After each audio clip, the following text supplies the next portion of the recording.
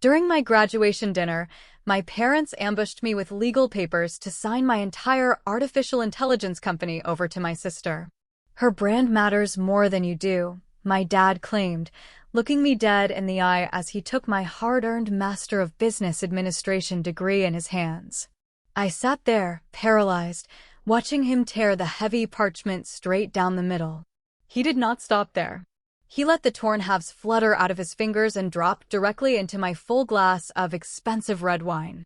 I watched the dark liquid soak into the paper, ruining 3 grueling years of sleepless nights, relentless coding, and crushing student debt in a matter of seconds.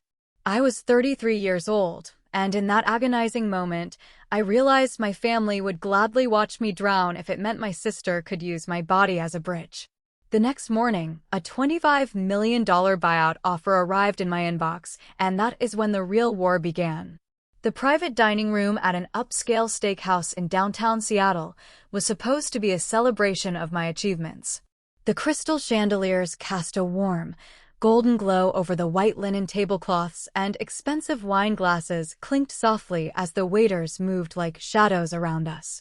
But sitting across from my parents, Alastair and Beatrix, I felt the familiar, suffocating chill of their silent disapproval. To my left sat my younger sister Cleo.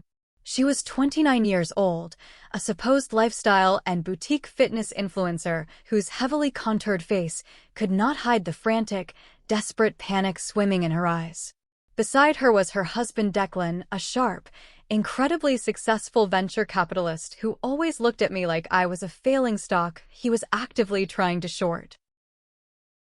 We had barely finished our appetizers when the atmosphere aggressively shifted. The air in the room grew heavy and unbreathable.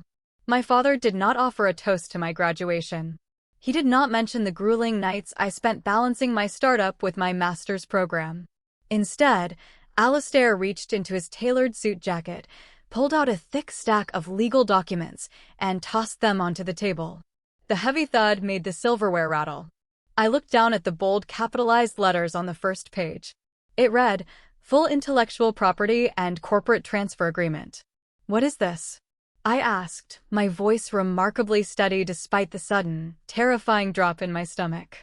"It is a solution to a family crisis," my father said, leaning forward and resting his elbows on the table. "Cleo is facing bankruptcy. Her fitness application is failing, her investors are pulling out, and she is drowning. We need your artificial intelligence algorithm, that financial fraud detection tool you built, to pivot her business model. You are going to sign over the corporate rights to her tonight. We will rebrand it under her name to secure a new round of venture funding." I stared at him, genuinely wondering if he had lost his mind. "You want me to give my financial security algorithm, a complex machine learning technology one spent 3 years coding from scratch, to a failing fitness influencer brand?" My mother Beatrix slammed her wine glass down, her face twisting with sudden, raw anger. "You are such a selfish child, Maeve. That useless tech project of yours is doing nothing but sitting on a server taking up space. Cleo actually has an audience. She needs this to save her brand and her reputation. You owe this family. We let you live under our roof. You should be grateful we are even giving you a seat at this table tonight." I looked at my mother, refusing to break eye contact, letting the years of emotional abuse fuel my clarity. "I lived in your house, and I paid you $1,000 a month in rent from the day I turned 18, I replied, enunciating every word clearly so there could be no misunderstanding. "Meanwhile, you drained my college savings account to pay the deposit for Cleo and Declan's lavish destination wedding. I do not owe this family a single dime, and I certainly do not owe you my company." Declan chuckled softly, shaking his head with an arrogant, predatory smirk. "Come on, Maeve. You are a data scientist, not a business mogul. You do not know how to monetize this asset properly. Cleo has the brand image. I have the venture capital connections. We take your code, rebrand it, and we all win. Do not be stubborn. You are entirely out of your depth here, and we are throwing you a lifeline." I reached across the table and pushed the legal documents back toward my father. "I am not signing anything," I said calmly. "My algorithm is designed to detect complex banking fraud, not sell yoga pants. I am not letting you butcher my life's work to bail out a vanity project that failed because Cleo spent her startup capital on designer handbags instead of product development. My father's face turned a violent, mottled shade of red. He stood up abruptly, his chair scraping loudly against the hardwood floor. Other diners in the restaurant stopped eating and turned to stare, but Alistair did not care about causing a scene. He reached over and grabbed the leather folder containing my newly awarded diploma, the very reason we were supposedly celebrating tonight. "You ungrateful, pathetic failure," he spat, his voice echoing through the elegant dining room. He gripped the thick parchment with both hands. "Her brand matters more than you do." Then he ripped it right down the middle. The sound of tearing paper sliced through the sudden silence of the restaurant. He let the pieces fall directly into my wine glass. The deep red liquid swallowed the paper whole. "A piece of paper does not make you successful," he snarled. "You are nothing without this family's backing. Sign the transfer right now or you are no longer my daughter. Walk out that door and you are dead to us." Cleo looked at me with a smug, expectant smirk, waiting for me to break down, apologize, and surrender, just like I always did when we were kids. Beatrix crossed her arms, nodding in fierce agreement with my father's cruel ultimatum. Declan just watched, clearly expecting me to fold under the immense pressure. But they had miscalculated terribly. The scared girl who used to cry for their approval had died a long time ago, buried under years of their blatant favoritism and manipulation. I looked down at the ruined pieces of my diploma, then back up at the 4 people who shared my blood, but never my heart. I smiled. It was a cold, empty smile that made Cleo's confident smirk instantly falter. I picked up my purse, stood up, and smoothed the front of my dress. I pulled exactly $85 from my wallet and dropped it on the table to cover my steak and my ruined wine. "Keep the scraps, Alistair," I said, my voice carrying clearly across the silent room so every patron could hear. "I already have the knowledge in my head, and you clearly need the paper to feel important. Have a wonderful evening." I turned and walked out of the restaurant, my heels clicking rhythmically against the marble floor. I did not look back. I did not shed a single tear. I stepped out into the cool Seattle night air and hailed a cab, feeling an overwhelming, intoxicating sense of liberation. Let them disown me. Let them think they had won this battle. They had no idea that while they were busy trying to steal my work to save a sinking ship, I was already negotiating with industry giants. As the taxi pulled away from the curb, I looked at the dark city passing by the window. I felt free, but the lingering sting of my father's words echoed in my mind. When the doors of my apartment finally locked behind me, I did not realize that the real storm had not even begun. What would happen in the morning would change the trajectory of my entire life, and it started with a single unread message. The rain started falling just as I walked into my small, dimly lit apartment. I dropped my keys on the counter and kicked off my shoes, letting the heavy silence of the empty room wash over me. For the first time in 33 years, I was truly alone. I had officially been excommunicated from the only family I had ever known. But as I sat on the edge of my worn-out sofa listening to the storm outside, the tears I expected to cry simply refused to fall. Instead, my mind began to wander through the long, dark corridors of my past, walking through a museum of pain they had carefully constructed for me since childhood. I remembered the smell of bleach and stale coffee at the diner where I worked double shifts during my freshman year of college. I was 18, exhausted to my bones, handing over envelopes stuffed with crumpled bills to my father just to keep my small room in their house. I paid rent while Cleo, who was 18 months younger, received a brand new car for simply getting a passing grade in biology. I remembered the day I discovered my college savings account had been emptied. I was 22, staring at a bank teller in total disbelief. My mother had forged my signature and drained $12,000, every penny I had earned and saved, to pay the non-refundable deposit for Cleo and Declan's lavish destination wedding in Italy. When I confronted Beatrix, she had simply rolled her eyes and told me I was being dramatic, claiming family required sacrifice and that I could always just take out more student loans. But the memory that burned the hottest, the one that truly forged the cold iron in my spine, was a brief conversation with Declan 5 years ago. I had just finished the initial prototype for my financial fraud detection algorithm. I was desperate for seed capital. I swallowed my pride and pitched the idea to Declan, hoping his venture capital firm would see the potential.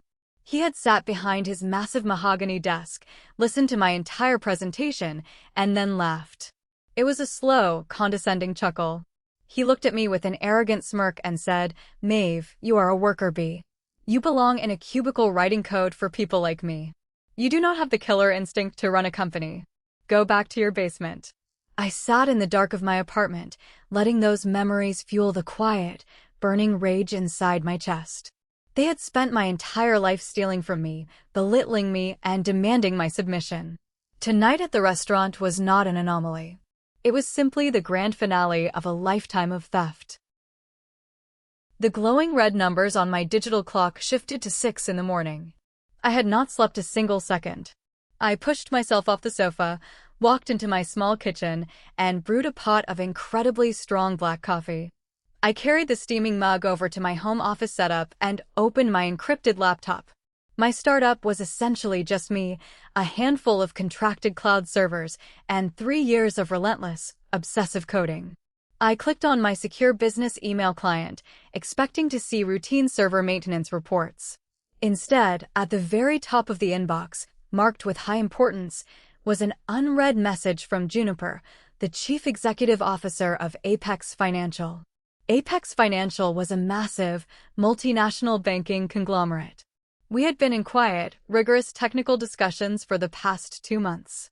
Their cybersecurity engineers had been testing a sandboxed version of my predictive fraud algorithm, the exact same algorithm my family had dismissed as a useless tech project. I clicked open the email. My eyes scanned the formal corporate letterhead, skipping past the polite pleasantries and landing directly on the bolded financial terms of their official acquisition offer. $25 million. I stopped breathing. The air trapped in my lungs felt like solid ice. I leaned closer to the monitor, my eyes tracing the zeros over and over again. $25 million. $15 million in an immediate cash payout upon closing, and $10 million in restricted stock units vesting over a 3-year period, contingent on me joining Apex Financial as their new director of data science. I placed my coffee mug on the desk because my hands were suddenly shaking too violently to hold it. $25 million for the code my family wanted me to give away for free to save a failing influencer brand. I pressed my palms against my eyes and let out a sound that was half a laugh and half a ragged sob. It was the ultimate, undeniable vindication. They had called me a failure. They had torn my diploma to shreds and drowned it in wine. And less than 12 hours later, the free market had valued my intellect at a price they could never even dream of comprehending. I immediately picked up my phone and dialed the direct line of my mergers and acquisitions attorney, Gideon. He answered on the second ring, his voice crisp and alert. "Tell me you saw the email, Maeve," Gideon said, the sound of a keyboard clacking rapidly in the background. "I have been refreshing my inbox since dawn. Apex came through." "I saw it," I replied, pacing across my small living room, my heart hammering violently against my ribs. $25 million, Gideon. I am looking at the term sheet right now, and I still cannot believe it is real. It is incredibly real, and they want to move aggressively, Gideon stated. They want to start the formal due diligence process by Tuesday. But Maeve, we need to lock down your intellectual property assignment immediately. I need you to come to my office. There is something we need to discuss, something that did not show up in the corporate data, but showed up in a background check. My pacing stopped. The euphoria of the massive number suddenly dimmed, replaced by a cold knot of dread. "What background check?" I asked, my voice dropping. "Just get here, Maeve," Gideon replied, his tone entirely serious. "And bring your mentor. Sloan needs to see this too." I ended the call, staring at my phone. The massive sum of money was sitting right in front of me, a golden ticket out of my miserable life. But the tone of my lawyer's voice told me the war with my family was far from over. I grabbed my coat and rushed out the door, completely unaware that the ground beneath my feet was about to give way. The rain had turned into a relentless downpour by the time I pushed open the heavy glass doors of Gideon's downtown law firm. My trench coat was soaked, but I hardly noticed the cold.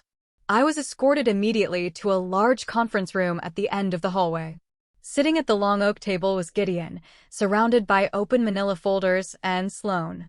Sloane was 55 years old, a brilliant, razor-sharp woman who had been my first manager in the tech industry and had since become my most trusted mentor. She was the only person who had ever looked at my code and told me I was a genius. More importantly, she was the only person who had consistently validated my emotional reality, constantly reminding me that my family's treatment of me was toxic, not normal. "Maeve," Sloane said, standing up and pulling me into a tight, grounding hug. "I heard about the dinner last night. I am so sorry. But I am also incredibly proud of you for walking out." I sat down next to her, gripping the edge of the table. "Thank you," I whispered. "But what is going on?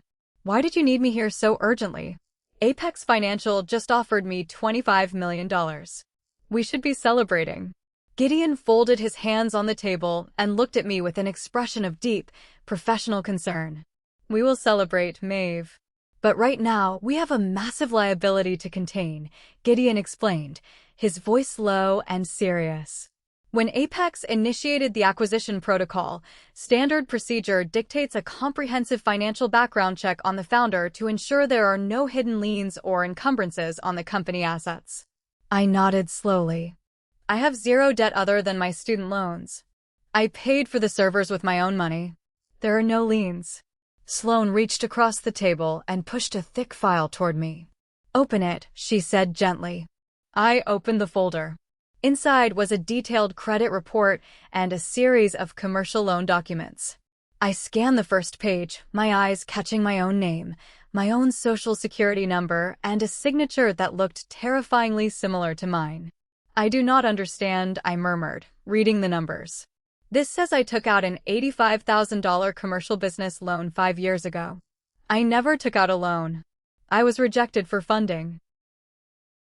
"You were rejected," Gideon corrected. "But your brother-in-law was not." I froze. I looked up at Gideon, the blood draining rapidly from my face. Sloane pointed to the second page of the document. "Declan used his position as a venture capitalist to bypass standard verification protocols. 5 years ago, right around the time he laughed at your pitch, he quietly used your pristine credit history, your name, and forged your signature to secure an $85,000 shadow loan." "Why?" I breathed out, the sheer scale of the betrayal making me dizzy. Why would a wealthy venture capitalist need $85,000 under my name? "To bail out his wife's first failed business venture," Gideon stated bluntly. "Cleo attempted to launch a luxury activewear line before she pivoted to the fitness application. It failed miserably. Declan needed quick, untraceable cash to cover her vendor debts without alerting his own firm to his wife's financial incompetence. He used you as a human shield. He tied the debt to your identity." The walls of the conference room felt like they were closing in. The suffocating weight of my family's depravity settled heavily on my chest. They had not just stolen my college savings. They had not just demanded my current company. They had actively, maliciously compromised my financial identity, treating my clean record as a disposable resource to clean up Cleo's messes. "If Apex Financial discovers this fraudulent loan attached to your name during the final audit, they will terminate the acquisition immediately," Gideon warned. "They will not buy a company from a founder tied to commercial fraud. Declan knows this. He created a ticking time bomb attached to your back 5 years ago, and he has been holding the detonator ever since." "They are not just greedy," Sloane said, her voice vibrating with raw anger. "They are trying to destroy you, Maeve. They want to drag you down into the dirt with them so you can never escape their control." I stared at the forged signature on the paper. A strange, terrifying calmness began to spread through my veins. The tears I had fought back the night before completely evaporated, replaced by a cold, calculating fury. My family wanted to play dirty. They wanted to use my name, my credit, and my life's work to prop up their miserable, hollow existence. "Can we prove he forged it?" I asked, my voice dropping to a glacial whisper. "It will take time." Time we do not have before the Apex deal closes, Gideon replied. Declan holds the leverage right now. If we push him, he can anonymously tip off the Apex compliance department about the loan, and you lose the $25 million. I closed the manila folder and pushed it back across the table. I looked at Sloane, then at Gideon. We do not push him yet, I said, a dark, dangerous plan forming in my mind. We let him think he still has the upper hand. We let them think they can still bully me into submission. I will play the broken, desperate daughter one last time. What are you going to do? Sloane asked, a hint of nervous anticipation in her eyes. I am going to let them dig their own graves, I replied, standing up from the heavy oak chair. Prepare the documents to establish a fully anonymous blind trust in Delaware, Gideon. Scrub my name from every single piece of intellectual property I own. We are going to make me a ghost. I walked out of the law firm and back into the Seattle rain. The fear was gone. The hurt was gone. Declan and my parents thought they were dealing with the same weak, compliant girl they had abused for 3 decades. They had no idea they were about to go to war with a machine. The heavy downpour battered against my apartment windows, creating a steady, rhythmic drumming sound that perfectly matched the rapid, calculated typing of my fingers. I was deep into a secure virtual chat with Gideon, finalizing the complex structure of the anonymous blind trust, when the sharp, unexpected chime of my front door buzzer echoed through the quiet living room. I paused my typing. Nobody knew this address except Sloane and Gideon. I walked over to the security intercom monitor mounted on the wall and stared at the high-definition video feed. Standing outside my door, looking thoroughly drenched and holding a pristine pink pastry box from an expensive French bakery, were my parents. Beatrix was adjusting her designer raincoat, her face arranged in a practiced expression of deep maternal sorrow. Alistair stood rigidly beside her, shifting his weight from foot to foot, clearly uncomfortable, but forcing a tight, agreeable smile. My heart gave a single, hard thump before settling into a cold, steady rhythm. They were here to reel me back in. They had realized that tearing my diploma and kicking me out of the restaurant meant they had lost access to my algorithm, their only hope to save Cleo's sinking ship. I walked back to my desk, picked up my smartphone, opened the voice memo application, and pressed the bright red record button. I slipped the phone into the front pocket of my cardigan, ensuring the microphone was perfectly unobstructed. Then I took a deep breath, arranged my features into a mask of weary vulnerability, and opened the front door. Maeve. My sweet girl, Beatrix gasped the moment the door swung open. She stepped forward and threw her arms around my shoulders, burying her face in my neck. Her perfume was overpowering, a heavy floral scent that completely masked the smell of the rain. She squeezed me tightly, and I could actually feel her forcing her shoulders to shake as if she were crying. It was an Oscar-worthy performance. If I had not spent the morning looking at forged loan documents, I might have actually believed her. We are so incredibly sorry, Maeve, Alistair added, his voice dripping with manufactured remorse. He stepped into my apartment, holding out the pink bakery box like a peace offering. I was completely out of line last night. The stress of Cleo and her failing business simply broke me. I took my frustrations out on the wrong daughter. We brought you your favorite strawberry tarts. I gently pulled away from my mother's embrace, keeping my eyes wide and my posture defensive. I stepped aside, allowing them to fully enter my living room. They walked in, their eyes immediately darting around my modest space, silently calculating the value of everything they saw. Let us help you grow your business, Maeve. We can be a team, Beatrix whispered, reaching out to touch my arm. I guided them toward the kitchen island, offering them a seat on the bar stools. I looked down at the marble countertop, pretending to be deeply conflicted. I let out a long, shaky sigh, playing the part of the broken daughter seeking validation. I appreciate you coming here, I said, keeping my voice soft and hesitant. But the dinner really hurt me. It made me realize that my startup was doing nothing but tearing this family apart. The pressure was just too much for me to handle alone.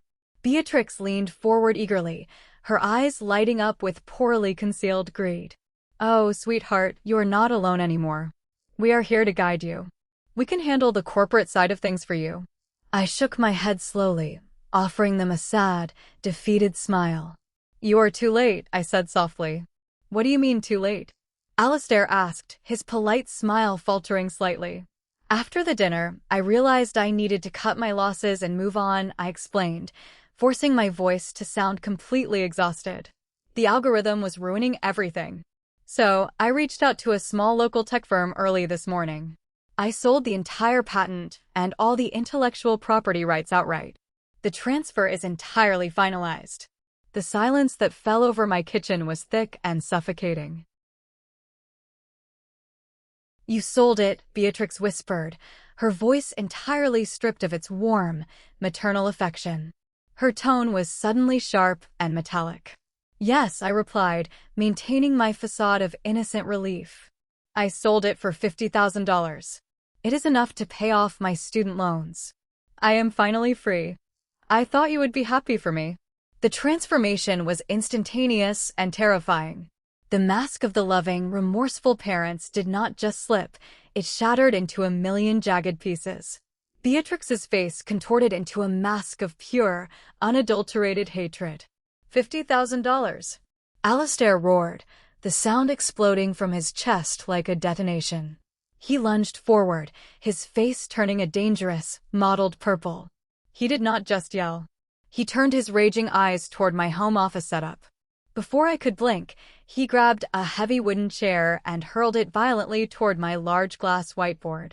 The whiteboard was covered in complex machine learning formulas and architectural diagrams, years of my intellectual history mapped out in dry erase marker. The heavy chair smashed into the center of the board.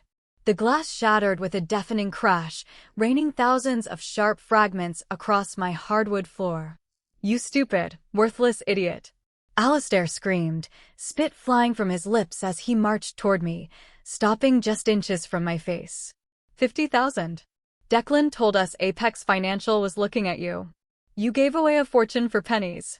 You threw away our family's money just to pay off your pathetic student loans. Beatrix lunged toward me, her manicured fingers curling into claws, though she stopped just short of crossing the kitchen island. You ruined us. She shrieked, her voice echoing violently off the walls. You robbed your sister.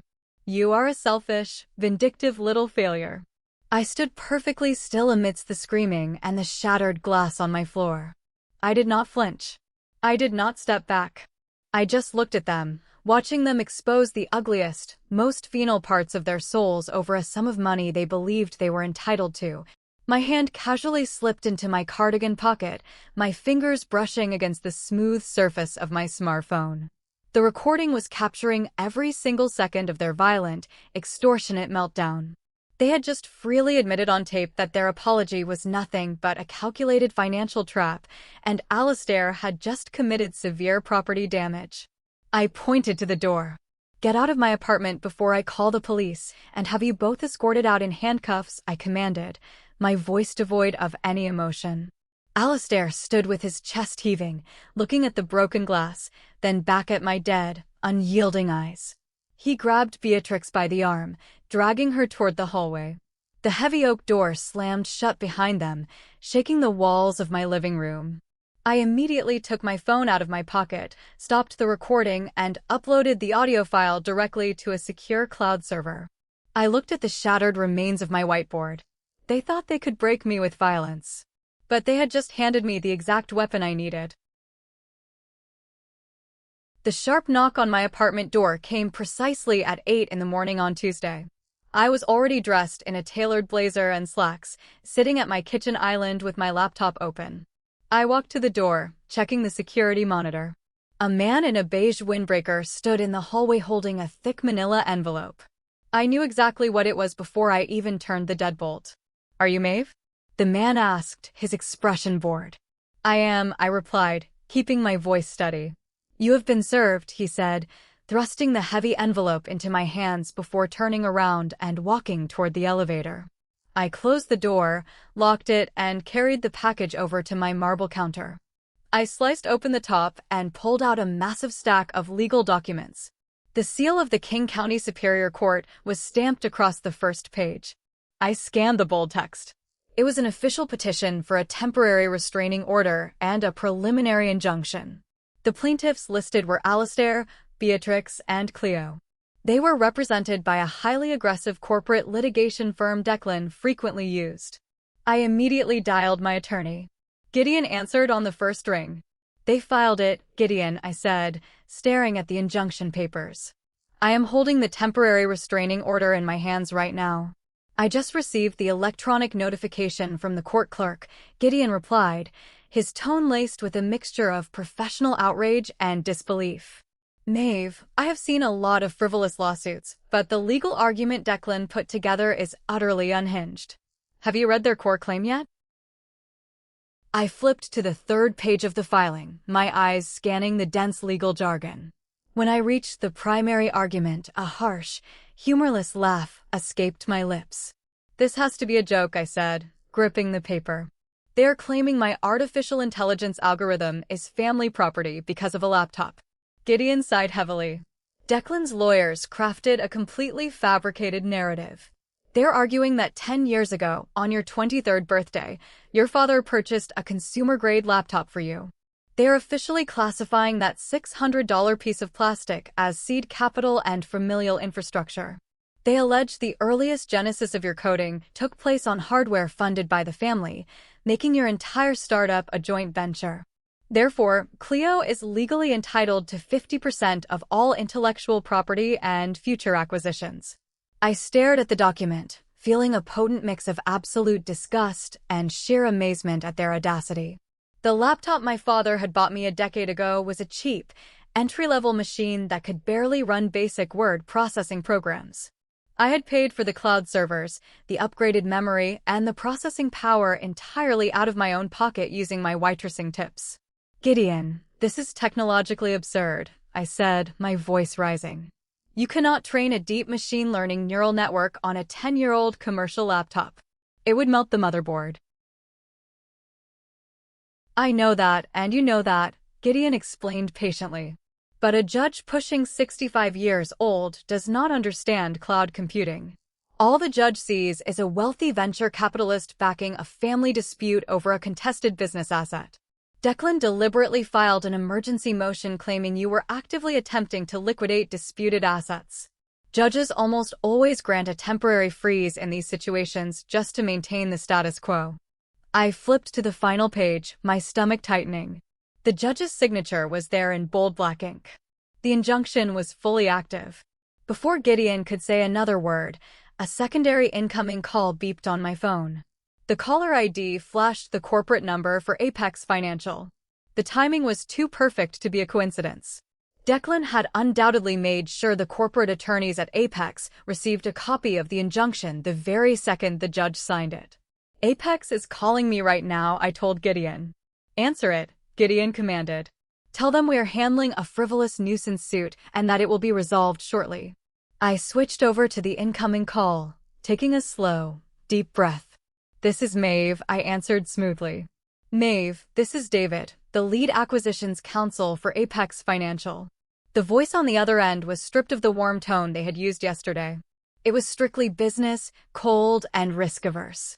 We just received an emergency injunction filing freezing your intellectual property. It is a completely baseless extortion attempt by my estranged family, David, I replied, projecting absolute confidence.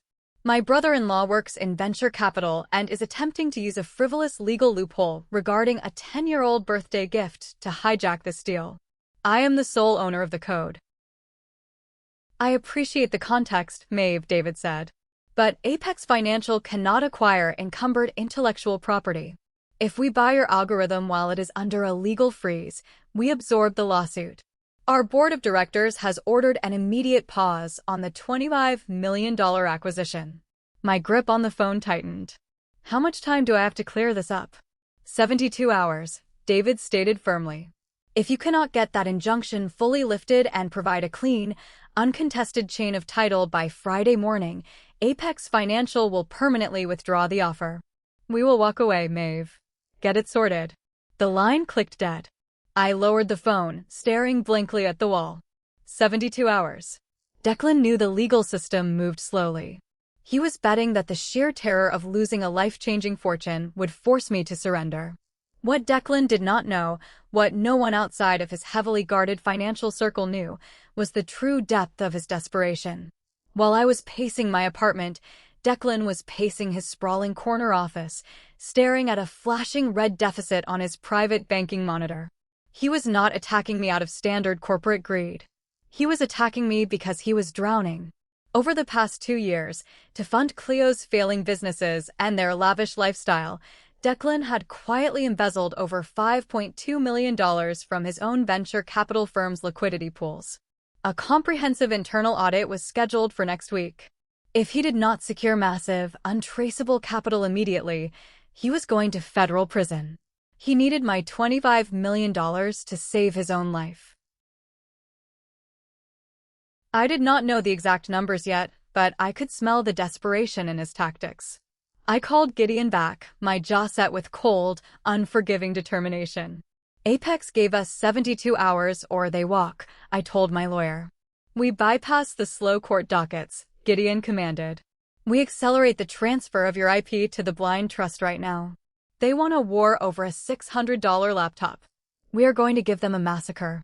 By Wednesday afternoon, the digital mob was howling outside my virtual windows. I was sitting on my living room floor, surrounded by 10 years of meticulously archived tax documents, bank statements, and faded retail receipts, desperately searching for the exact Amazon Web Services billing history that would completely destroy Declan's hardware argument. My phone vibrated continuously on the kitchen counter, choked with push notifications. I had muted the sound, but the screen kept flashing, illuminating the dark marble surface. I finally stood up, wiped the dust off my hands, and walked over to look. My lock screen was an absolute waterfall of alerts from professional networking sites and various local news aggregator applications. I tapped on the first news alert, my heart sinking as the page loaded. The headline on a widely read tech industry blog was written in bold, sensationalist font: "Local AI founder defrauds family to secure massive buyout." I clicked the link, my eyes scanning the article with mounting horror. The piece cited anonymous sources close to the family, claiming that I had secretly negotiated a corporate acquisition using proprietary technology funded entirely by my elderly parents. It painted a devastating picture of Alistair sacrificing his retirement to buy my equipment, while framing me as a ruthless sociopath cutting her loving family out of their rightful equity just days before closing a deal. Declan had not just leaked the injunction to Apex Financial. He had used his vast media connections to orchestrate a highly coordinated, perfectly timed smear campaign. Before I could even process the article, a social media alert flashed across the screen. It was a link to a live video broadcast from Cleo's verified influencer account. I opened the application. There was my sister, sitting on the plush velvet sofa in our parents' living room. She wore no makeup, her hair was deliberately messy, and her eyes were red and swollen. It was a masterful, calculated performance of absolute victimhood. "I never thought I would have to make a video like this," Cleo said to the camera, her voice trembling perfectly. She wiped a tear from her cheek. "My sister Maeve is about to close a massive tech deal, and instead of helping the family who supported her, who housed her, and who paid for her equipment, she is legally trying to bankrupt our parents." Cleo paused, letting out a soft, dramatic sob. "My fitness brand is struggling, and Maeve promised to help me. But the second she saw a bigger paycheck, she turned her back on all of us. She served my parents with legal threats. She is trying to throw us out on the street just so she can keep all the millions for herself. How can someone be so cruel to their own flesh and blood?" The video had already amassed hundreds of thousands of views. Below it, the comment section was an absolute bloodbath of internet outrage. Thousands of strangers, people who knew absolutely nothing about the years of emotional abuse I had endured, were tearing me to pieces. They called me a monster. They tagged my personal business accounts, calling for a total boycott of my startup. My inbox was flooding with hateful emails, some containing explicit death threats. The sheer scale of the character assassination was suffocating. Declan knew that massive conglomerates like Apex hated public relations nightmares. By turning me into a viral villain, he was actively trying to force Apex to run away, ensuring his 72-hour deadline would be my execution. My hands shook as I scrolled through the venomous messages. The scared, isolated girl inside me screamed to post a response. I wanted to turn on my camera and scream the truth about the rent, the stolen savings, the smashed whiteboard. I actually typed out a furious defense on my keyboard. But right before I hit publish, I stopped. If I posted the truth now, it would just turn into a chaotic internet brawl. Declan would use his expensive legal team to spin my defense as unhinged rambling. I deleted the drafted post. I closed the social media applications. I picked up my phone and dialed Gideon. "Tell me you are not reading the tech blogs," Gideon said, his voice tight with anger. "I saw Cleo's video," I replied, my voice stripped of all emotion, cold and hollow. "My inbox is currently a digital mob demanding my head on a spike." "Do not post anything, Maeve," Gideon ordered sharply. "Do not engage. We are downloading every single article and video." Declan just handed us the holy grail of defamation and tortious interference evidence. "I am not going to say a single word," I promised, looking down at the stack of 10-year-old server receipts I had finally located. "I found the cloud server billing logs, Gideon. I can prove my code was never stored on their cheap laptop. But we need to move faster than the courts." "Is the blind trust ready?" "It is," Gideon confirmed. "Then execute the transfer," I commanded. "But do not just move the real intellectual property. I want you to create a decoy IP address. Leave a fractured, useless shell of dummy code registered under my personal name on the original server. Let Declan's lawyers think they successfully froze the asset, while the real algorithm vanishes into the anonymous trust in Delaware." "Consider it done," Gideon said, a hint of dark amusement in his voice. I ended the call and tossed my phone onto the sofa, ignoring the continuous buzzing of new hate mail. The internet could scream all it wanted. I was building a guillotine, and I needed the measurements to be profoundly perfect. Thank you for following this dramatic journey. If you resonate with Maeve and want to see how she turns the tables, don't forget to hit like, subscribe, and turn on notifications so you don't miss the next part. The digital mob howled outside my virtual windows all through Wednesday night. But inside my apartment, there was only the sound of rustling paper and the low hum of my cooling fan. I had muted every notification. I refused to look at my phone. I refused to give them the satisfaction of a panicked response. Instead, I poured my third cup of black coffee and leaned closer to my monitor, verifying that Gideon had successfully routed my real intellectual property into the anonymous Delaware Trust. The decoy server was live, sitting wide open like a glowing neon trap in the dark. It was 2 a.m. when the trap finally caught something, but it was not a digital attack. It was a physical one. My phone vibrated violently against the marble countertop, shattering the heavy silence of my apartment. It was not a hate message from a stranger. It was a high-priority push notification from the dedicated security application linked to my private office suite in downtown Seattle. I grabbed the device and unlocked the screen. A bright red banner flashed across the top. "Motion detected in Sector 4. Main entrance compromised." I tapped the alert, bringing up the live high-definition security feed. My physical office space was modest, consisting of a small reception area, a server closet, and a main workspace enclosed entirely in frosted glass. I had installed military-grade cameras 3 months ago to protect client financial data. Right now, those cameras were broadcasting a scene so utterly absurd, I actually had to blink to ensure I was not hallucinating from sleep deprivation. Standing in the dimly lit reception area of my office, illuminated by the harsh glare of the emergency exit signs, were my mother and my sister. Beatrix was wearing a dark trench coat over her expensive cashmere sweater, her hair tied back in a frantic, messy knot.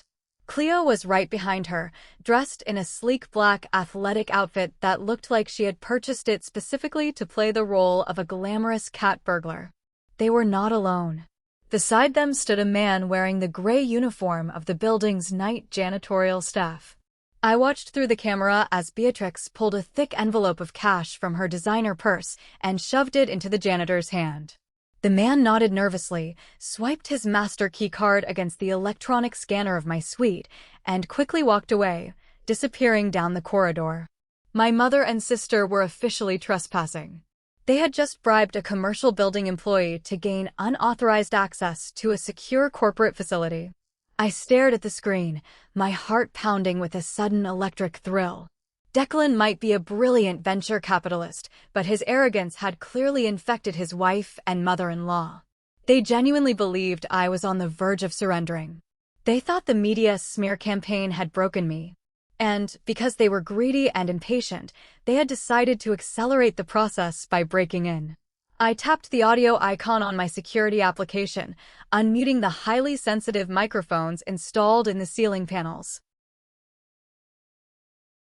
"We are inside the suite," Cleo whispered, her voice trembling with a mixture of terror and excitement. "Hurry up," Beatrix hissed, grabbing Cleo by the arm and pulling her toward my main desk. "Find the file cabinets."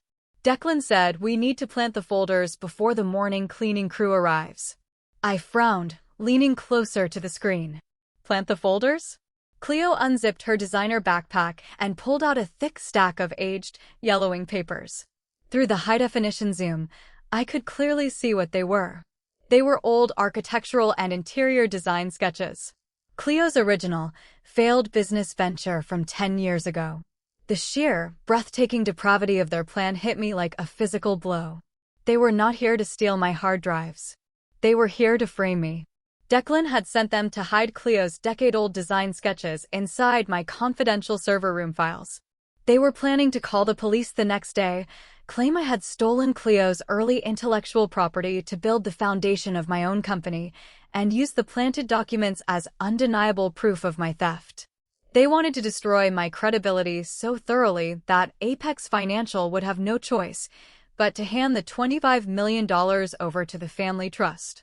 They were crossing a line so dark, there was no coming back. I watched the high-definition feed as my mother and sister frantically tore my office apart, slipping the fake evidence into my filing cabinets. They were entirely consumed by their own greed, unaware that they were starring in a live broadcast that would end their freedom. I reached out and tapped the primary control panel on my security application. My finger hovered over the red icon labeled Lockdown Protocol. I did not hesitate. I pressed it firmly. Instantly, a loud mechanical hum echoed through the audio feed. At the front entrance of my office suite, heavy reinforced steel security shutters dropped from the ceiling, slamming into the floor with a terrifying metallic crash. The magnetic locks engaged simultaneously, securing the perimeter with thousands of pounds of force. The exit was sealed. Beatrix froze, dropping a stack of manila folders. She spun around, staring at the steel shutters that had just trapped them inside. Cleo let out a sharp shriek of pure panic. She ran toward the glass doorway, her designer sneakers slipping on the carpet, and threw her weight against the secondary reinforced doors leading out to the hallway. They did not budge. "Mom, the door's just locked," Cleo screamed, her voice cracking with terror. "We are trapped inside." I picked up my cell phone and dialed 911. "Seattle Emergency Dispatch," a calm voice answered. "I need immediate police assistance at the commercial high-rise on 4th Avenue, I stated, my voice perfectly level. "I am the founder of the artificial intelligence firm on the 12th floor. I am currently monitoring a live security feed of 2 intruders who have bribed building staff and are actively tampering with confidential corporate files. I have engaged the remote lockdown protocol. They are trapped inside the main workspace." The dispatcher typed rapidly. "Units are being dispatched immediately." I kept the emergency operator on the line and turned my attention back to the monitor. Beatrix was losing her mind. She was screaming at Cleo, blaming her for moving too slowly. Cleo was hyperventilating, pulling out her phone and frantically dialing Declan, begging him to fix it. Through the microphones, I heard the heavy, echoing thud of police boots rushing down the commercial hallway. The muffled voices of Seattle police officers demanded access. I tapped another button on my application, remotely disengaging the outer steel shutters to let the authorities inside. 6 police officers swarmed into the reception area, their flashlights piercing the dim lighting. They shouted aggressive commands through the glass frame. "Put your hands in the air and step away from the desks," the lead officer roared. Beatrix threw her hands up, her face draining of all color. She immediately shifted into her favorite role, the innocent persecuted victim. "Officer, please, you do not understand," Beatrix cried out, her voice trembling with manufactured tears. "I am the mother of the woman who owns this company. We are just dropping off some family documents." The police officers did not care about her maternal status. They looked at the ransacked office, the planted evidence scattered on the floor, and the panicked women standing in the middle of a corporate workspace at 2 in the morning. "Turn around and place your hands behind your back," the officer commanded, grabbing Beatrix by the arm. "You cannot do this to me," Beatrix shrieked, struggling against the grip. "I am a respected member of this community. Let me go." The unmistakable click of metal handcuffs snapping shut echoed through my speakers. Cleo was sobbing hysterically as another officer secured her wrists. By sunrise, the King County Sheriff's Department had processed their booking information. Mugshots are public record in the state of Washington. A sharp local journalist cross-referenced the arrest logs with the viral social media video Cleo had posted just a day earlier. The resulting news article dropped like a nuclear bomb across the internet. The headline was plastered everywhere. "Influencer who claimed sister defrauded family arrested for midnight break-in at sister's corporate office." The same digital mob that had been screaming for my head was now tearing Cleo to shreds. Her brand partners publicly severed ties with her company before breakfast. Her entire lifestyle empire evaporated. My mother and sister were sitting in a holding cell, facing felony charges for commercial burglary. But I knew the war was not over. While Beatrix and Cleo were taking the physical fall, the true architect of this disaster was still sitting safely in his luxury home. And he was about to make his most desperate move yet. How far would a drowning man go when his human shields were stripped away? The morning after the arrests, the harsh reality of Declan's desperation began to fully surface. He had not pushed my family to frame me merely out of standard greed. He walked into the towering glass headquarters of his venture capital firm, his tailored suit hiding the cold sweat breaking out across his spine. For the past 2 years, Declan had been living a dangerous, fraudulent lie.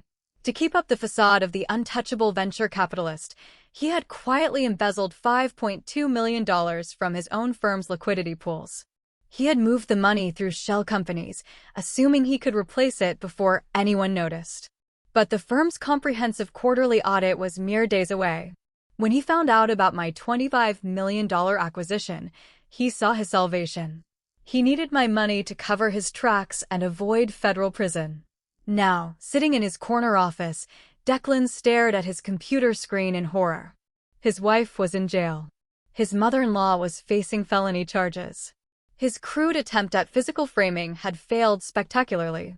If the Apex financial deal did not close, and if he did not extract his share to cover the stolen venture capital funds, he was going to lose his career, his freedom, and his entire life.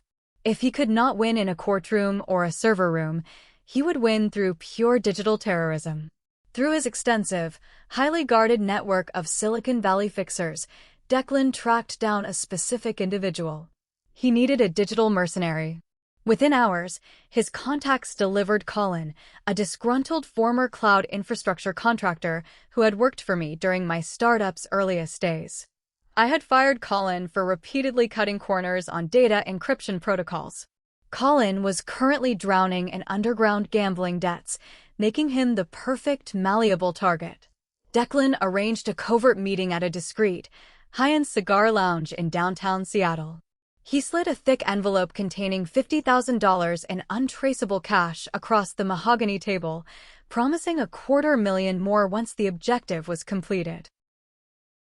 He instructed Colin to construct a highly sophisticated, untraceable backdoor malware. The malicious code was specifically engineered to infiltrate the predictive diagnostic models of my artificial intelligence. It would force my algorithm to generate catastrophically incorrect fraud detection alerts. It would categorize legitimate banking transactions as massive criminal laundering and flag actual million-dollar thefts as perfectly healthy transfers. For a massive conglomerate like Apex Financial, a compromised algorithm was a radioactive nightmare. If Apex discovered this vulnerability during their final technical review, they would not just terminate the $25 million acquisition. They would report me to federal regulators for attempting to sell fraudulent software.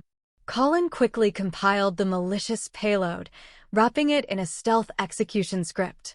He targeted what he firmly believed was my primary database architecture. With a sharp tap of the Enter key, the covert upload commenced.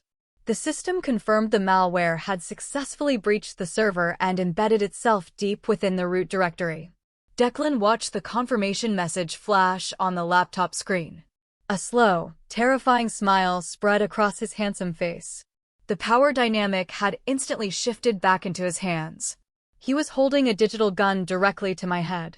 But Declan had made one fatal, hilarious miscalculation. He forgot what my artificial intelligence was actually designed to do. Sitting in my apartment, I was monitoring the back end of the decoy server I had instructed Gideon to set up. I watched the foreign IP address breach the outer firewall. I watched the malicious payload unpack itself. But I did not panic. I simply hit a few keystrokes, isolating the malware in a sterile digital quarantine zone. Then I turned my attention to the source. My algorithm was built to detect financial anomalies and trace hidden funding networks. The moment Colin's computer connected to my server, my AI pinged his device. It scanned the outgoing and incoming data packets. It cross-referenced Colin's recent encrypted bank deposits with Declan's known corporate routing numbers. Like a bloodhound catching a scent, my fraud detection software latched onto the $50,000 payment Declan had just made. It chewed through the shell companies. It bypassed the offshore proxies. Within 30 minutes, my computer screen generated a beautiful, undeniable digital map detailing exactly how Declan had moved $5.2 million out of his venture capital firm's liquidity pools over the past 24 months. Declan thought he was injecting poison into my veins. He did not realize he had just voluntarily fed his own federal indictment directly into the mouth of a machine designed to hunt white-collar criminals. I printed the financial map, the pages warm as they slid out of my laser printer. The weapon was forged. Now, I just needed to look my enemy in the eye and let him think he had won. Would Declan's towering ego blind him to the trap closing around his ankles? Declan could not email or text me directly. Any written extortion could be easily traced by cybercrime units. He needed to watch me break in real time. He bypassed my personal number and dialed the direct line of my attorney, Gideon. He demanded a face-to-face meeting with me at a neutral location the very next day, threatening to execute the malware if I refused. The meeting took place at a sterile, dimly lit coffee shop in the industrial district of Seattle, miles away from the bustling corporate centers where Declan normally operated. The rain lashed heavily against the large glass windows, blurring the gray cityscape outside. I walked through the front doors, my trench coat damp, my expression perfectly unreadable. My attorney, Gideon, was sitting in an unmarked sedan parked across the street, monitoring a secure audio feed transmitted through a tiny microphone pinned beneath my lapel. I was not walking into a trap blind. I was walking in to record a severe federal felony. Declan was sitting in a leather booth at the very back of the empty cafe. He wore a bespoke charcoal suit. He looked like the picture of ultimate control, casually sipping a dark espresso. But as I approached the table, my trained eyes caught the micro-expressions of a truly desperate man. The subtle, erratic tapping of his expensive leather shoe against the floorboards betrayed the immense financial pressure crushing his lungs. I slid into the booth across from him. I did not order a drink. I did not take off my coat. I just stared at him with glacial silence. "You look remarkably confident for a woman whose mother and sister are sitting in a jail cell," Declan said, his deep voice carrying a terrifying, silky smoothness. He placed his espresso cup on the wooden table and leaned forward. "I have to admit, Maeve, Watching you orchestrate their arrest was a masterful tactical play. You ruined Cleo's brand in a single afternoon. But your fatal flaw is that you think small. You are playing checkers with human emotions, while I am playing chess with digital infrastructure. Get straight to the point, Declan, I commanded, keeping my voice low. Declan smiled, a cold flash of white teeth. I hired a digital mercenary yesterday, he stated, his eyes locking onto mine with lethal intent. Colin, the contractor you fired. It turns out you missed a critical backdoor. Colin uploaded a highly sophisticated, untraceable malware payload directly into the root directory of your cloud server. My breath caught in my throat. I forced my hands to tremble slightly on my lap, ensuring my body language reflected genuine shock. It is designed to subtly alter your predictive parameters, Declan continued, his tone conversational. If I send the remote execution command from my phone, the malware will actively scramble the data. It will force your artificial intelligence to categorize benign transfers as fraudulent and flag massive thefts as healthy tissue. It turns your revolutionary software into a random, lethal liability. He checked his heavy luxury wristwatch. You have your final technical review with Apex Financial scheduled for 9 o'clock tomorrow morning. If I push the button today, the software will fail catastrophically tomorrow. Apex Financial is legally obligated to report fraudulent technology to the government. You will lose the $25 million and you will face decades in federal prison. I stared at him, letting my breathing quicken just enough to simulate rising panic. What are your terms? I asked, forcing a desperate tremor into my voice to feed his monumental ego. My terms are non-negotiable, Declan said, pulling a folded legal document from his jacket pocket and sliding it across the table. First, you will immediately contact the district attorney and drop all felony burglary charges against Cleo and Beatrix. You will state on the record that you gave them permission to enter the office. Second, you will sign this transfer agreement right now. It grants my venture capital firm 50% ownership of your patent rights and 50% of the immediate cash payout from Apex Financial. That means $12.5 million wired directly into my offshore accounts the exact second the deal closes tomorrow morning. He leaned across the table. Sign the paper, or you lose everything. The silence in the coffee shop was deafening. I looked down at the contract resting on the table. Declan believed his ruthless corporate extortion had shattered my defenses. He had laid out his entire criminal conspiracy directly into the hidden microphone recording every single syllable. I knew exactly what I had to do. I let my shoulders slump forward. I took a sharp, jagged breath. The tears came easily then. They welled up in my eyes and spilled over my cheeks in hot drops. I buried my face in my hands, letting out a broken, defeated sob. You cannot do this to me, Declan, I whispered, my voice cracking perfectly. I sacrificed my entire life for this algorithm. You cannot just burn it to the ground. It is all I have left. I can do whatever I want, Maeve, he replied smoothly. Sign the agreement, drop the charges, and you get to keep half your payout. Refuse, and you go to a penitentiary. I wiped my wet cheeks with the back of my trembling hand, looking at him with wide, terrified eyes. I will give you the money, I choked out, my voice quivering with manufactured defeat. I will drop the charges today. But I cannot just sign this piece of paper here in a coffee shop. Declan frowned slightly. You work in venture capital, Declan. You know how Apex Financial operates. If I suddenly transfer 50% of a $25 million asset to a third-party holding company 12 hours before the final technical review, their compliance lawyers will flag it as extortion. They will kill the deal on the spot, and neither of us gets a single dime. He knew I was right. Multinational conglomerates did not write 8-figure checks to sudden, undocumented equity partners without triggering massive internal investigations. We have to do this formally, I pleaded, clasping my hands together in desperate submission. We need a joint meeting tomorrow morning at the Apex Regional Headquarters here in Seattle. We will bring the Apex legal team, you, my parents, and Cleo. I will tell the chief executive officer that the entire legal dispute was a family misunderstanding. I will present the new contract as a formal family reconciliation agreement. We sign it directly in front of the Apex board. It gives them a clean chain of title, and it guarantees your firm receives the $12.5 million cleanly without raising red flags. I let out another calculated sob. Please, Declan. Just let me save the deal so I can walk away from this family forever. Declan stared at me, his dark eyes analyzing every tear.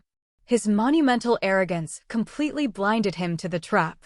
He wanted to walk into the Apex boardroom as the victorious conqueror. He wanted to watch me humiliate myself in front of corporate billionaires while he secured his stolen fortune.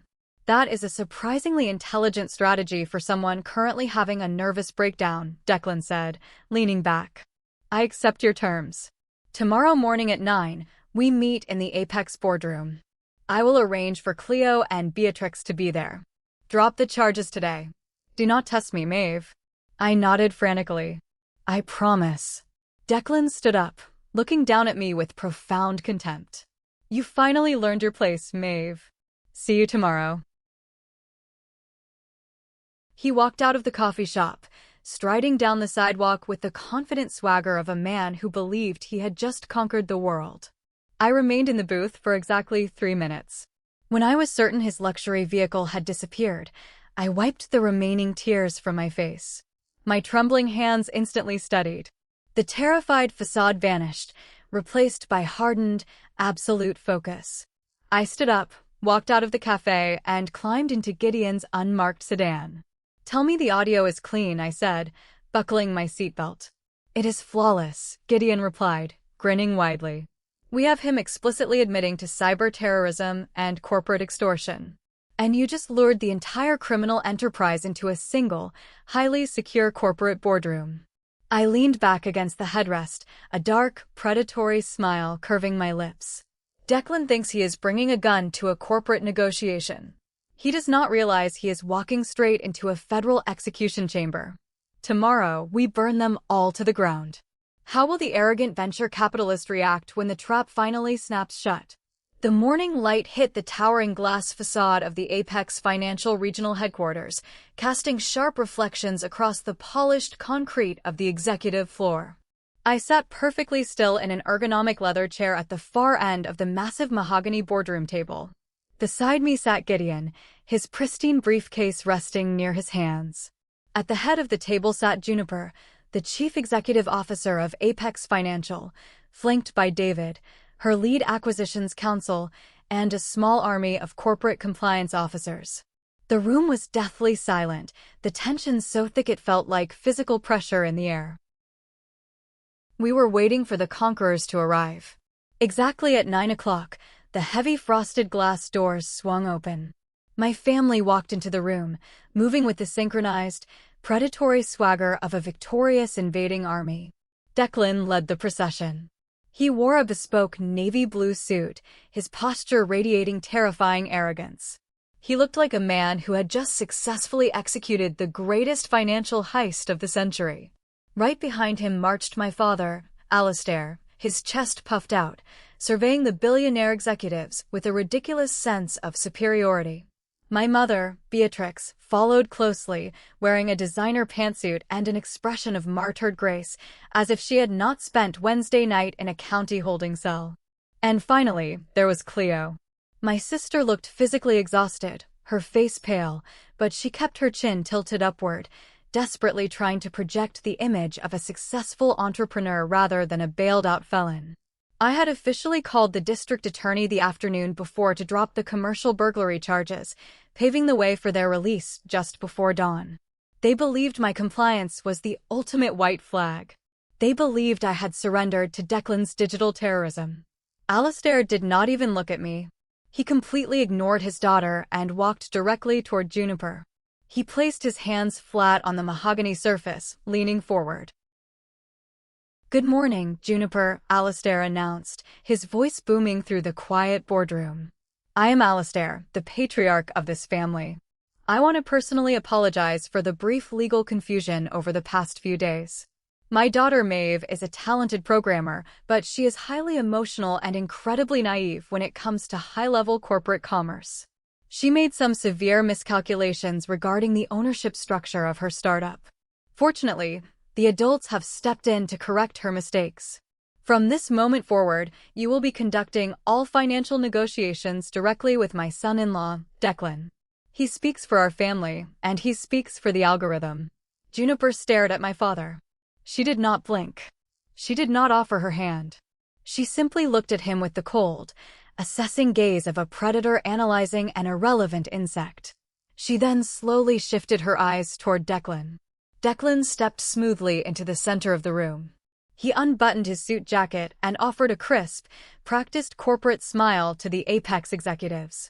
He placed a thick, leather-bound folder onto the table and slid it precisely toward the center. "Thank you, Alistair," Declan said, his deep voice filling the room with manufactured charm. "Juniper, David, it is a pleasure to finally meet you. I know the temporary restraining order caused a brief panic within your compliance department, but I am pleased to announce that the family has reached a comprehensive, legally binding reconciliation. We are here today to provide Apex Financial with a completely clean, uncontested chain of title for the acquisition." Declan began pacing slowly behind my chair, treating me like a prop in his masterful presentation. He placed a heavy hand on my shoulder, his fingers digging painfully into my collarbone. I forced myself to look down at the table, maintaining my facade of total broken submission. Maeve utilized significant familial resources to construct the foundation of her artificial intelligence, Declan continued, his tone dripping with condescending praise. Hardware, seed capital, and proprietary industry strategies were provided by the family trust. Maeve has formally acknowledged her sister, Cleo, as a 50% equity partner in this venture. Cleo sat up straighter in her chair, offering the board members a bright, plastic smile. "I am just so thrilled we could come together as a family to share this amazing technology with the world," she lied flawlessly. "The document I just placed on the table is a fully executed copyright sharing agreement," Declan stated, tapping the leather folder. "Once your legal team signs off on this updated equity structure, the $25 million acquisition can proceed exactly as planned. Half the funds will be routed to Maeve, and $12.5 million will be transferred directly to my venture capital holding firm on behalf of my wife." Declan leaned back, crossing his arms over his chest. He looked around the room, basking in his own perceived brilliance.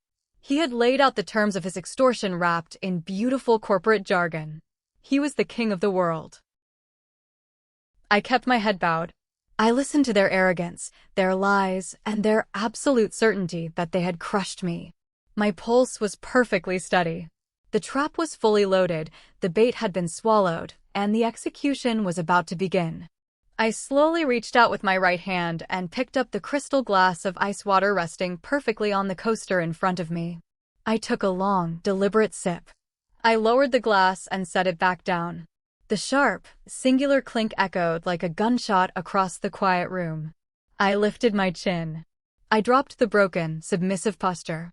I sat up perfectly straight, rolling my shoulders back, and locked eyes directly with Juniper at the head of the table. I gave her one microscopic, decisive nod. Juniper did not reach for the leather folder Declan had slid across the table. Instead, she leaned back in her chair. "Your presentation is highly illustrative, Declan," Juniper stated, her voice as cold as a glacier. "However, before my legal team reviews any sudden equity transfers, I believe it is vital that we review a technical addendum provided by Maeve. David, if you please." David, the lead acquisitions counsel, did not say a single word. He simply tapped a command onto his digital tablet. Instantly, the motorized blackout shades on the floor-to-ceiling windows began to hum, descending rapidly and plunging the bright room into an intense, cinematic darkness. The massive wall panel behind Juniper illuminated with a brilliant white light. But it was not a financial spreadsheet that appeared. A side door near the projector opened, and a woman stepped out from the shadows. She wore a sharp gray suit and carried a thick audit file. Declan's arrogant smirk vanished instantly. His entire body went rigid.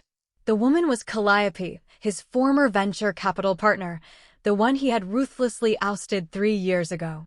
She was standing there as Apex Financial's independent financial auditor. And she was holding the exact map of Declan's $5.2 million embezzlement network that my algorithm had generated. What happens when the hunter realizes he is locked inside the cage with the beast? The projector screen did not display a line of proprietary code. It displayed a simple, stark audio waveform interface. A bright green playback line sat at the 0-second mark. Declan frowned, a flicker of genuine confusion crossing his face. He glanced down at me, searching for a sign of panic, but I just stared back at him with eyes as dead and cold as the bottom of the ocean. David pressed the execute button on his tablet. The state-of-the-art surround sound speakers embedded in the boardroom ceiling crackled to life. The audio quality was profoundly flawless, captured by the high-definition hidden microphone I had worn at the coffee shop just 24 hours earlier. The faint ambient sound of rain hitting a glass window filled the corporate space, followed immediately by a voice. It was a deep, silky, terrifyingly confident voice. It was unmistakably the voice of Declan.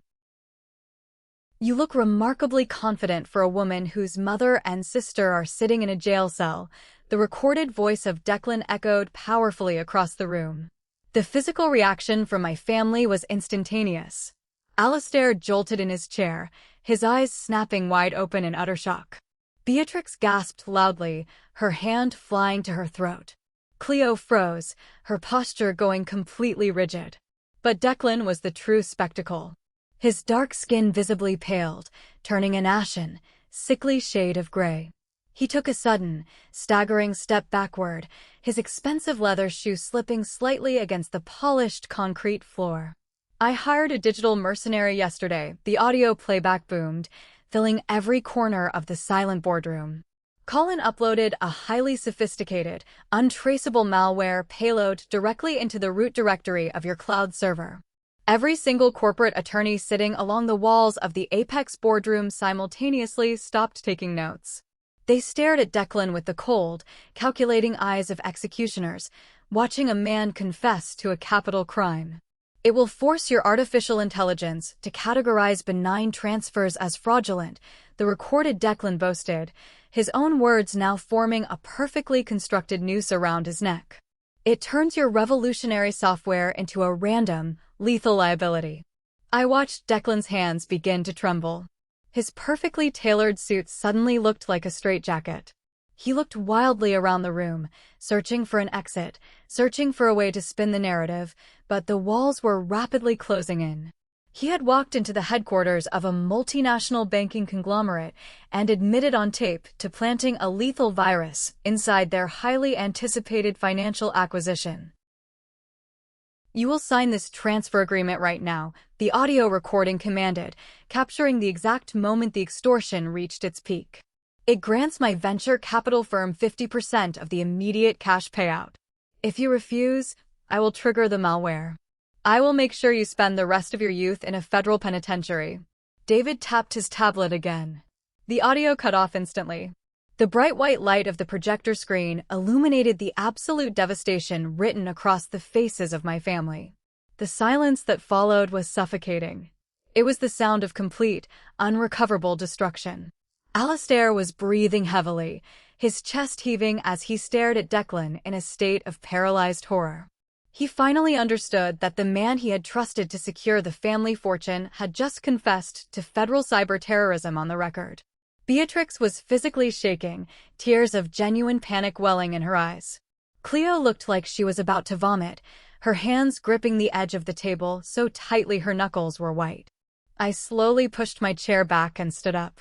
I smoothed the front of my blazer, feeling the intoxicating rush of total power coursing through my veins. I walked around the massive mahogany table, my heels clicking loudly against the concrete, until I stood directly in front of the trembling venture capitalist. Declan stared at me, his eyes wide with feral, trapped terror. He opened his mouth to speak, desperately trying to formulate a defense, but his throat was entirely dry. "You told me I was playing checkers while you were playing chess," I said, my voice cutting through the quiet room like a serrated blade. "You told me that I was out of my depth. But you forgot the most fundamental rule of data science, Declan. Numbers do not lie, and audio files do not forget." I walked back to where Gideon was sitting. My attorney handed me a thick, heavy stack of bound legal and technical documents. I carried them back to the center of the room. With a sharp, violent motion, I slammed the entire stack down directly on top of Declan's fraudulent copyright sharing agreement. The resounding slap of paper against wood made Cleo jump out of her seat. Did you honestly believe I would leave my life's work exposed to a disgruntled former contractor? I asked, my voice echoing with authority. The server directory Colin hacked into was not the core database. It was a honeypot. It was a completely sterile, isolated decoy server environment. It contains zero real financial data. It is a digital cage, Declan. Your virus is sitting in a quarantine zone surrounded by monitoring scripts that tracked the upload directly back to Colin's IP address, which the federal authorities are currently tracing back to you. Declan swayed on his feet. His hands gripped the edge of the table as his knees threatened to buckle. He turned his desperate, bloodshot eyes toward Juniper. Juniper, he stammered, his deep voice cracking into a pathetic wheeze. The injunction. The court order froze her assets. She cannot legally sell you the algorithm. The contract is void. My family still has a claim. Juniper simply smiled, resting her chin on her steepled fingers. She looked at me, giving me the floor to deliver the final execution. That brings us to your second catastrophic miscalculation, Declan, I said, leaning forward. You spent thousands of dollars in legal fees to file an emergency restraining order. You thought you successfully locked down my assets. I picked up the top document from the stack and held it up for my family to see. The bold black ink at the top read, Certificate of Transfer and Irrevocable Assignment. My startup has been an empty shell company for exactly 3 days, I stated, the cold truth hitting the room like a physical shockwave. The moment Apex Financial finalized their internal valuations, I transferred the entirety of my intellectual property into a fully anonymous blind trust registered in Delaware. Alistair let out a choked gasp. Beatrix covered her mouth with both trembling hands. The algorithm does not belong to me anymore, I continued, my voice steady and relentless. And it certainly never belonged to this family. Apex Financial purchased the technology directly from that blind trust. The financial transfer was authorized, cleared, and officially closed prior to you even serving me with those ridiculous court papers. The $25 million is already sitting safely in a highly secured offshore account. You locked the doors to an empty house. Cleo let out a loud, wretched sob. She collapsed forward onto the table, burying her face in her arms as the reality of her impending bankruptcy crashed down upon her. There was no bailout. She was going to lose everything, and she was going to do it with a felony commercial burglary charge permanently attached to her name. I looked at the four of them, absorbing the absolute devastation I had just inflicted. They had treated me like a burden, a scapegoat, an ugly worker bee who would never amount to anything. They had tried to exploit my grief and weaponize my own emotions against me. There is no family reconciliation today, I announced, my voice dropping to a low, lethal whisper. There is no equity split for Cleo. There is no rescue fund for your failing venture capital firm, Declan. I turned my back on my family and looked directly at Juniper and David. I walked over to the head of the table, picking up a sleek silver fountain pen resting next to a single, beautifully bound employment contract. I did not ask you to come here today to negotiate a surrender, I told my parents, refusing to even glance in their direction. I asked you to come here so you could watch me take my seat at the table you said I would never reach. I clicked the pen open. I leaned down and signed my name with bold, sweeping strokes across the bottom of the paper. I capped the pen and set it down. Today is my official inauguration, I declared. I am the new director of data science for Apex Financial. And you are just trespassing in my building. What happens when the authorities finally step out of the shadows to collect the broken pieces? The collapse of my family was instantaneous and profound. Alistair slumped back into his leather chair, his arrogant posture thoroughly shattered, looking like a broken, defeated old man. Beatrix was weeping openly, her mascara running down her face in dark streaks as she realized she had just lost her daughter and her financial security in a single blow. Cleo was hyperventilating, her loud gasping sobs filling the sterile corporate air. But Declan was the true portrait of ruin. He stood frozen, his eyes glazed over. His venture capital career was over. His embezzled millions had been mapped out by Calliope and my algorithm. The audio recording of his extortion plot was currently sitting in the hands of a dozen corporate attorneys who were obligated by federal law to report him. He had tried to play God with my life, and he had just orchestrated his own spectacular funeral. Juniper did not even blink as the reality of Declan's complete destruction settled over the boardroom. She simply turned her head and gave a slight, approving nod to David. David stood up from his leather chair, buttoning his suit jacket with the calm, practiced efficiency of a corporate executioner. He looked directly at the trembling venture capitalist. "You severely misunderstood the legal obligations of a publicly traded entity," David stated, his voice ringing with chilling authority. "The moment we heard the audio recording of your extortion plot, our compliance team initiated a mandatory federal reporting protocol. Apex Financial does not negotiate with cyber terrorists. We report them.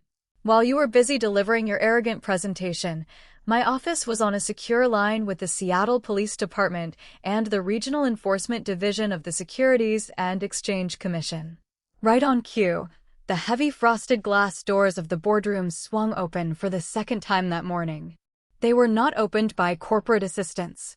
Two uniformed Seattle police officers strode into the room, flanked immediately by two federal agents wearing dark suits and severe expressions. The atmosphere in the room shifted from corporate tension to a genuine criminal takedown. "Declan," one of the federal agents announced, pulling a badge from his jacket pocket. "You are under arrest for corporate extortion, economic espionage, and severe violations of federal fraud laws. Place your hands behind your back immediately." Declan did not fight. The arrogant, untouchable financial predator was entirely broken. His shoulders slumped in total defeat as a police officer forcefully turned him around, pulling his arms behind his back. The sharp, heavy click of steel handcuffs snapping shut around his wrists echoed violently through the silent boardroom. His bespoke navy blue suit suddenly looked like a cheap costume. His entire career, his reputation in Silicon Valley, and his freedom evaporated in that single metallic sound. He was going to a federal penitentiary, and his life, as he knew it, was officially over. Cleo let out a piercing, hysterical scream as she watched her husband being marched out of the corporate headquarters in steel cuffs.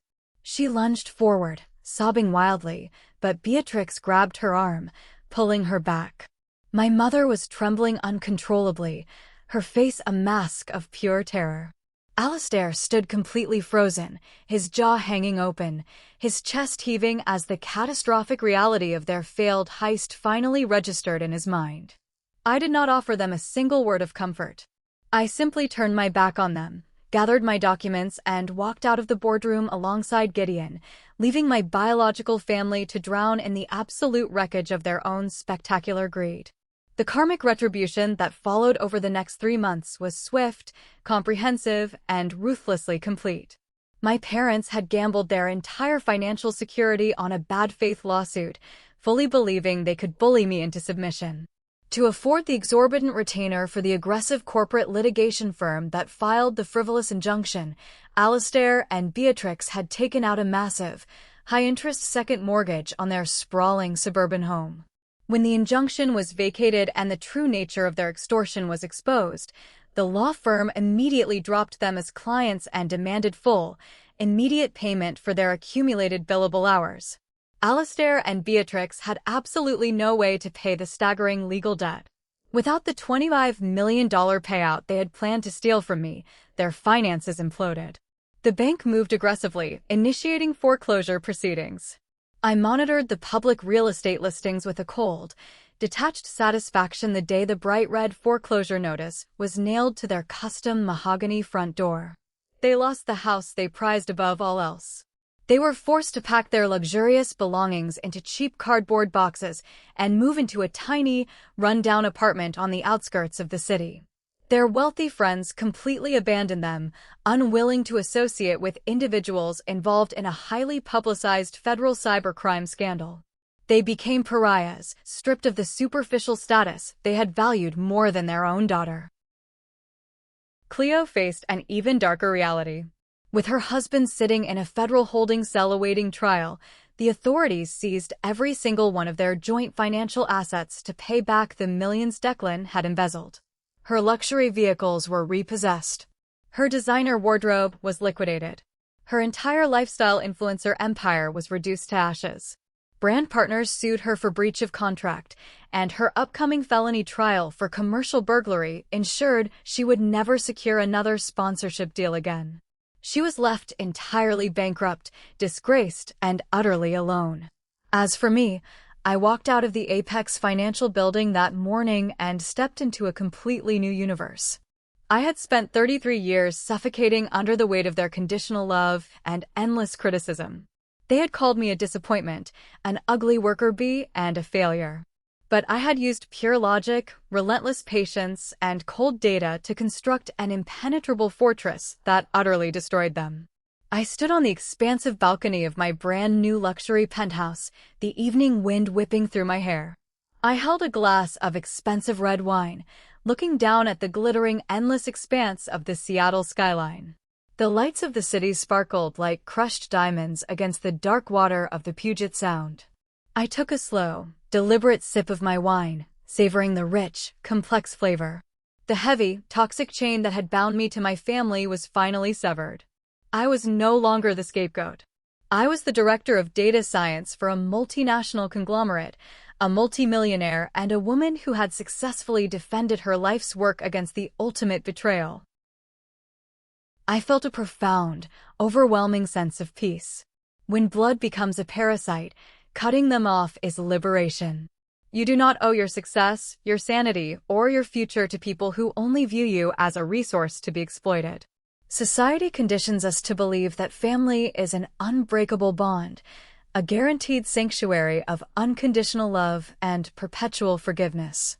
However, the most profound lesson extracted from this ordeal is that shared DNA does not automatically grant someone a lifelong, all-access pass to your life, your mental peace, or your hard-earned success.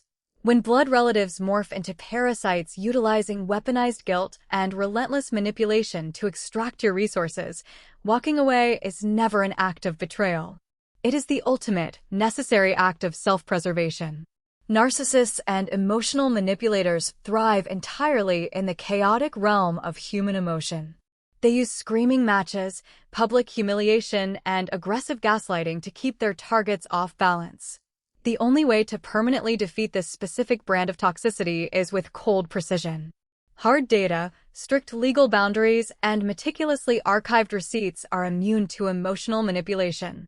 Building a fortress of undeniable facts strips abusers of their favorite weapons. A toxic parent can always try to argue with your memories, but they can never argue with a certified bank statement, a verified cloud server log, or a legally binding federal contract. For decades, the personal narrative of a family scapegoat is dictated by people who desperately need a designated failure in the room just to feel powerful. The pivotal moment of true liberation arrives when you finally realize your intrinsic worth is not a cheap commodity for your family to appraise. You do not owe your abusers a seat at the table you built with your own bare hands, and letting them face the natural, devastating consequences of their own unchecked greed is not cruelty. It is simply justice taking its natural course. Many people online still call me ruthless for pushing my own family out onto the street and sending my brother-in-law to federal prison. They say I should have shown mercy since I walked away with tens of millions of dollars. But I ask you this. Did I really go too far, or did I just let them reap exactly the nightmare they sowed? Share your story in the comments below, and if you have ever had to build an ironclad boundary to protect your peace from toxic relatives, hit the like button and subscribe for more stories of ultimate retribution and the courage to finally walk away.